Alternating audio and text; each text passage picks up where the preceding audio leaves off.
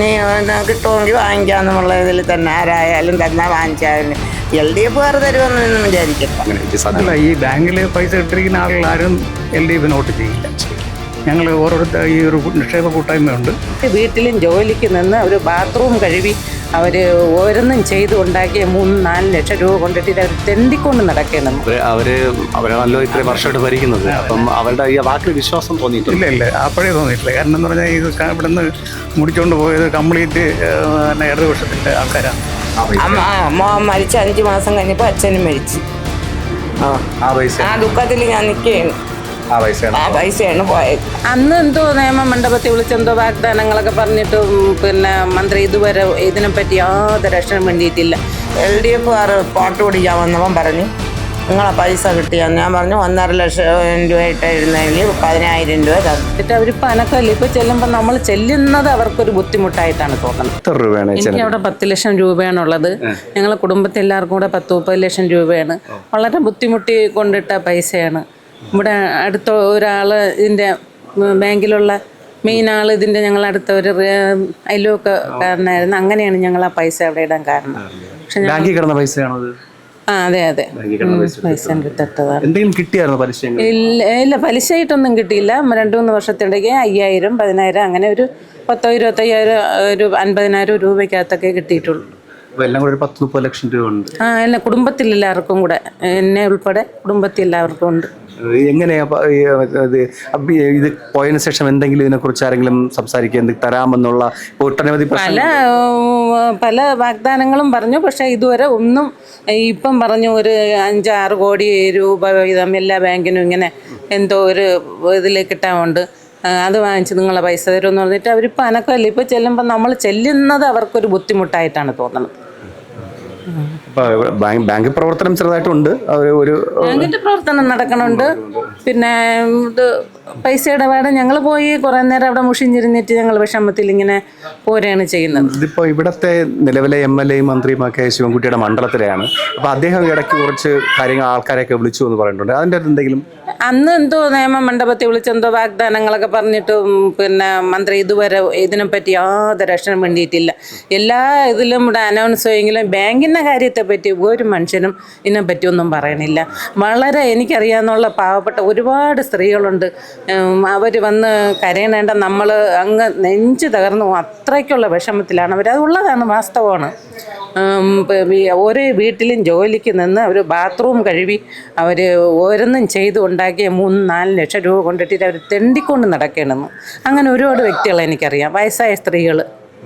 ഇപ്പൊ ഈ ഇടയ്ക്ക് രാജീവ് ചന്ദ്രശേഖർ ഒരു പദ്ധതി പറഞ്ഞിട്ടുണ്ടായിരുന്നു, അദ്ദേഹം ജയിച്ചു കഴിഞ്ഞാൽ എന്തെങ്കിലും ആൾ വിളിച്ച് പറഞ്ഞു. അത് പ്രതീക്ഷ ഉണ്ട്. ഞങ്ങൾ പ്രതീക്ഷിച്ചൊക്കെ അതിലേക്കേ ഉള്ളു പ്രതീക്ഷ. അല്ല ഞങ്ങൾക്ക് എന്ത് പ്രതീക്ഷയാണുള്ളത്? ഞങ്ങൾ ആകെ വിഷമിച്ച് ഞങ്ങൾക്ക് പ്രതീക്ഷയൊക്കെ നഷ്ടപ്പെട്ട ഒരു അവസ്ഥയിലാണ് ഇപ്പോൾ ഇരിക്കുന്നത്. ഈ നിയമ സർവീസ് സാറിന് ബാങ്കിൽ അമ്മ എത്ര ലക്ഷം രൂപ? ഞാൻ 3-4 ലക്ഷം രൂപ ഇട്ടിരുന്നു. അതിൽ നിന്ന് കുറച്ച് എടുത്തുകൊണ്ടിരുന്നു. ആവശ്യത്തിനൊക്കെ ഞാൻ എടുത്തുകൊണ്ടിരുന്നു. അവസാനം 1.5 ലക്ഷം 2 ലക്ഷം രൂപ എടുത്ത് ഞാൻ ഇവിടെ കൊണ്ടുവന്ന് ബാങ്കിൽ SBIയിലിട്ട് പിറ്റേന്നാണ് ഇവള് വന്ന് പറയണം, അമ്മ നിങ്ങളെ പൈസയൊക്കെ പോയത് തന്നെ, പൈസയൊന്നും ആർക്കും കൊടുക്കണില്ല എന്ന് പറഞ്ഞു. ഞാൻ അന്ന് മുതൽ ഞാൻ അവിടെ ഇറങ്ങി കയറുകയാണ്. ഇപ്പം തരാം, നാളെ തരാം, പിന്നെ തരാമെന്ന് പറഞ്ഞുകൊണ്ട് കിടക്കണം. എനിക്കാണെങ്കിൽ അതൊന്നും അസുഖവും കൂടെയാണ്, സ്റ്റോണിൻ്റെ അസുഖം ഉണ്ടായിരുന്നു. അപ്പം ഇവള് ചികിത്സ എല്ലാത്തിനും പോണത് അവളാണ് പോണത്. ചികിത്സാ ചെലവിനെന്നും പറഞ്ഞൊരു 10,000 രൂപ വന്നു. അതിൻ്റെ ഇരട്ടിയായി എനിക്ക് ജൂബിലി ആശുപത്രിയിൽ. എൻ്റെ മോൻ്റെ ആക്സിഡൻറ്റ് പൈസ അല്ല, അവൻ്റെ ബാങ്കിൽ നിന്ന് കൊണ്ട് തന്ന പൈസ കൊണ്ടുവന്നിട്ടതാണ്. മോൻ മരിച്ച 5 മാസം കഴിഞ്ഞപ്പോൾ അച്ഛനും മരിച്ചു. ആ ദുഃഖത്തിൽ ഞാൻ നിൽക്കുകയാണ്. ആ പൈസയാണ് പോയത്. അപ്പോൾ ഇതിപ്പം തിരിച്ച് പോയി എവിടേക്ക് പോയി ചോദിക്കുകയൊക്കെ ചെയ്തായിരുന്നു? എല്ലാം ചോദിച്ചു. എല്ലാം ഇവിടെയൊക്കെ ഞാൻ ക്രൈം ബ്രാഞ്ച് ഓഫീസ് വരെ ഞാൻ പോയി. പിന്നെ ആട്ടയും പിടിച്ച് പോയി, പൈസയും പോയി ചോദിച്ചപ്പോൾ അവർ കാശ് എടുത്തെന്നൊക്കെ പറഞ്ഞിട്ട് FD അങ്ങ് കൊടുക്കാൻ പറഞ്ഞു. ഞാൻ പറഞ്ഞു FD തരാൻ ഒക്കില്ല എന്ന് പറഞ്ഞു. അതുകൊണ്ട് കൊടുത്തിട്ടിരുന്നാൽ നമ്മളെന്ത് ചെയ്യും? ഇപ്പം ഇതുമായിട്ട് ബന്ധപ്പെട്ടേ ആരെങ്കിലും എന്തെങ്കിലുമൊക്കെ ശരിയാക്കി തരാമെന്ന് പറഞ്ഞ ആരെങ്കിലും വന്നിട്ട്? LDF പാട്ട് പിടിക്കാൻ വന്നവൻ പറഞ്ഞു നിങ്ങളെ പൈസ കിട്ടിയാൽ ഞാൻ പറഞ്ഞു 1.5 ലക്ഷം രൂപ ഇട്ടിരുന്നതിൽ 10,000 രൂപ തന്നു. അതിൽ അതിൻ്റെ 2 വീതം കൂടെ എനിക്ക് ജൂബിലി ഹോസ്പിറ്റലിലായെന്ന് പറഞ്ഞു. അത് ഇപ്പം ഞങ്ങൾ കുറച്ച് പൈസ കൊടുക്കണുണ്ടെന്ന് പറഞ്ഞു. അങ്ങനെ എന്തെങ്കിലും കിട്ടിയിരുന്നു? എവിടെ നിന്ന് കിട്ടി? ഈ 1.5 ലക്ഷം രൂപ കൊണ്ടിട്ടതിൽ 10,000 രൂപയാണ് എനിക്ക് കിട്ടിയത്. അത് വെറും വാഗ്ദാനം, വേറെ ഒന്നുമില്ല. ഇലക്ഷൻ സമയത്ത് വോട്ട് പിടിക്കാൻ വേണ്ടി പറയുന്നത്. അതെനിക്കറിയാം. അതവർ തലവത്തന്നെ നിന്നാലും അവർ കൊടുക്കൂല. അത് തീർച്ചപ്പെടുത്തിയത് തന്നെ. പിന്നെ എൻ്റെ 5 മരിച്ച ആക്സിഡൻറ്റിൽ അവർ കൊണ്ട് തന്ന പൈസയാണ്. അപ്പോൾ പൈസ തിരിച്ചു കിട്ടുമെന്ന് ഇപ്പം ഇതെല്ലാം ചോദിക്കുകയാണ്. പൈസ തിരിച്ചിട്ടുള്ള പ്രതീക്ഷയുണ്ടോ? പ്രതീക്ഷയൊന്നുമില്ല. ഇന്നാളും ഞാൻ പറഞ്ഞ ആളുകളോട് പറഞ്ഞത് എൻ്റെ 2 മക്കളെ പേരിനെ ഞാമനി വെച്ചിട്ടുണ്ട്. അവരൊക്കെ കിട്ടണമെങ്കിൽ, ഞാൻ മരിച്ചാലും അവരൊക്കെ കിട്ടണമെങ്കിൽ വാങ്ങിച്ചുകൊണ്ട് പോട്ടെ. അല്ലാതെ അവർ കിട്ടുമെന്ന് തരുമെന്നൊന്നും ഒരു പ്രതീക്ഷയും ഇല്ല. ശിവൻകുട്ടി ഇടയ്ക്ക് ഒരു യോഗം വിളിച്ചിരുന്നല്ലോ, അത് പോയി? ഞാൻ ഒരിടത്തും പോയില്ല. ഇവിടെ ഞാമത്ത് കല്യാണ മണ്ഡപത്തിൽ ഞാൻ പോയൊന്നുമില്ല. എനിക്ക് ആ ടൈം പിടിച്ചൊക്കെ പോകാനുള്ള നിവർത്തിയൊന്നുമില്ല. ഒരു പെൻഷൻ കൊണ്ടാണ് ഞാൻ ജീവിക്കുന്നത്. വോട്ട് സമയത്ത് വിളിച്ചതാണെന്ന് അതാ മനസ്സിലായി. അതുകൊണ്ട് തന്നെ പോവാത്തത്.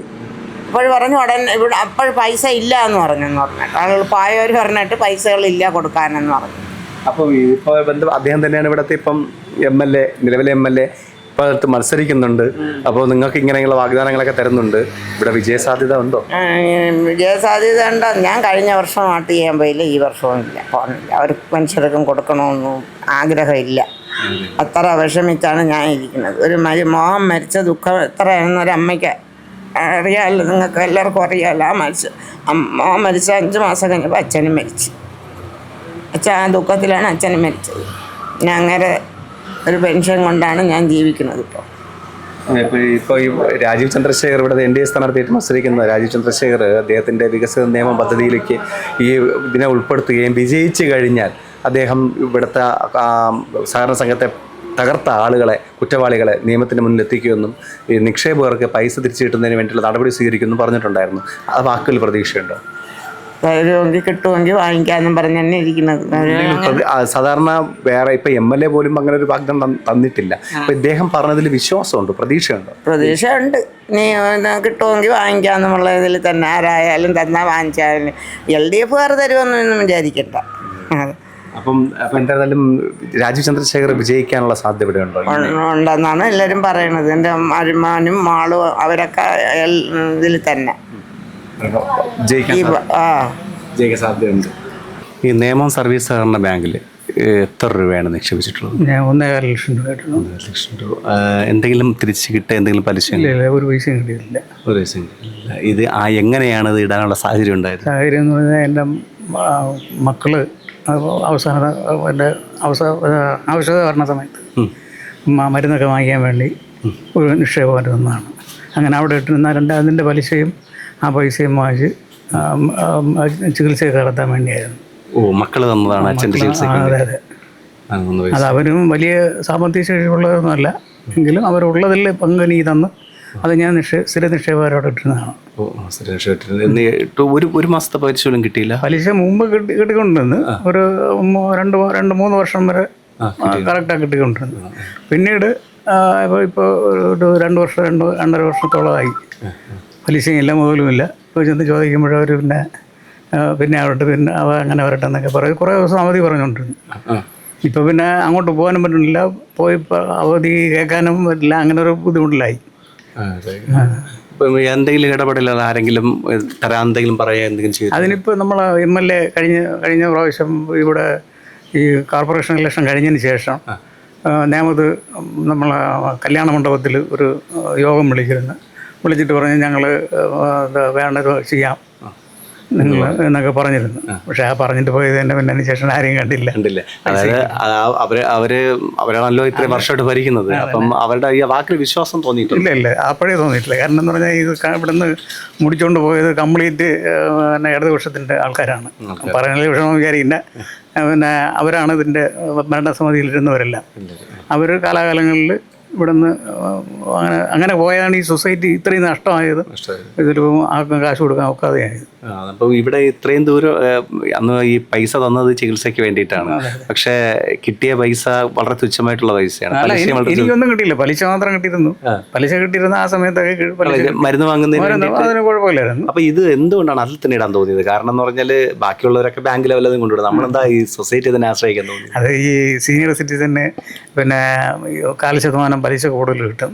പിന്നെ ഈ നമ്മളെ അറിയത്തക്ക ആളുകളായിരുന്നു അതിൻ്റെ സെക്രട്ടറി പ്രസിഡൻ്റൊക്കെ നമുക്ക് അടുത്തറിയാവുന്ന ആൾക്കാരായിരുന്നു. അപ്പോൾ അങ്ങനെയൊക്കെ വരുമ്പോൾ അവർ ഇതാകുമ്പോൾ ഏത് സമയത്തും നമുക്ക് പോയി തിരിച്ചെടുക്കാം എന്നുള്ളൊരു കണ്ടീഷനുണ്ട്, ഒരു വിശ്വാസം ഉണ്ടായിരുന്നു. പക്ഷെ അതൊക്കെ അവർ നഷ്ടപ്പെടുത്തിയിട്ടില്ല. ഇപ്പം ഈ കുറച്ച് ദിവസമായിട്ട് ഈ തെരഞ്ഞെടുപ്പ് സമയത്ത് ഇങ്ങനെയുള്ള വാഗ്ദാനങ്ങളൊക്കെ ആയിട്ട് ഒരുപാട് വന്നിട്ടുണ്ട്. അപ്പോൾ ഈ രാജീവ് ചന്ദ്രശേഖർ, ഇവിടുത്തെ NDA സ്ഥാനാർത്ഥി രാജീവ് ചന്ദ്രശേഖർ, അദ്ദേഹം ജയിക്കുകയാണെങ്കിൽ ഈ നിക്ഷേപയുടെ പൈസ തിരിച്ചു തരുന്നതിന് വേണ്ടിയുള്ള നടപടികൾ സ്വീകരിക്കാമെന്നും അതുപോലെ തന്നെ ഇവരിലെ കുറ്റവാളികളായിട്ടുള്ള ആളുകളെ നിയമത്തിൻ്റെ മുന്നിലെത്തിക്കാമെന്നും ഒക്കെ അദ്ദേഹം പറയുകയുണ്ടായി. അദ്ദേഹത്തിൻ്റെ വാക്കിൽ പ്രതീക്ഷയുണ്ട്. ഇപ്പം അദ്ദേഹം ഇപ്പം പുതിയതായിട്ടൊരാൾ പറയുമ്പോഴത്തേക്ക് വിശ്വസിക്കാം എന്നേ ഉള്ളൂ, അല്ലാതെ നടക്കുന്നെന്ന് എനിക്ക് വലിയ വിശ്വാസമില്ല. പക്ഷേ MLA ആ രീതിയിൽ അദ്ദേഹം എന്തെങ്കിലും MLA ആയി കഴിഞ്ഞാൽ അദ്ദേഹത്തിന് എന്തെങ്കിലും കാര്യങ്ങൾ ചെയ്യാൻ സാധിക്കുമെന്നുള്ള പ്രതീക്ഷയുണ്ടോ? ഇല്ല, ഒരു MLAക്ക് മാത്രമായിട്ട് എന്തെങ്കിലും ചെയ്യാൻ പറ്റുമോ? ചെയ്യാൻ പറ്റില്ല. ഇത്രയും ഒരു മന്ത്രി വിചാരിച്ചിട്ട് നടക്കാത്ത കാര്യം ഒരു MLA അല്ല, കേന്ദ്ര സർക്കാരുമായിട്ട് ബന്ധപ്പെട്ട് കേന്ദ്രമായിട്ട് ബന്ധപ്പെട്ട് ED ഒക്കെ പോലുള്ള അന്വേഷണങ്ങൾ വന്നു. നടക്കട്ടെ തന്നെ ഞാനും വിചാരിക്കുന്നു. കാരണം നമ്മളെ ആശങ്കകൾ കുറച്ചെങ്കിലും കിട്ടുമല്ലോ. അപ്പോൾ ആ ഒരു വാക്കിൽ മറ്റുള്ള സാധാരണ ഇപ്പം നേരത്തെ പറയുകയുണ്ടായി LDF ആണ്, അവർ ജയിച്ചാലും അവരെ മാത്രം കാര്യങ്ങൾ മാത്രമേ ക്ലിയർ ചെയ്ത് പോവുകയുള്ളൂ.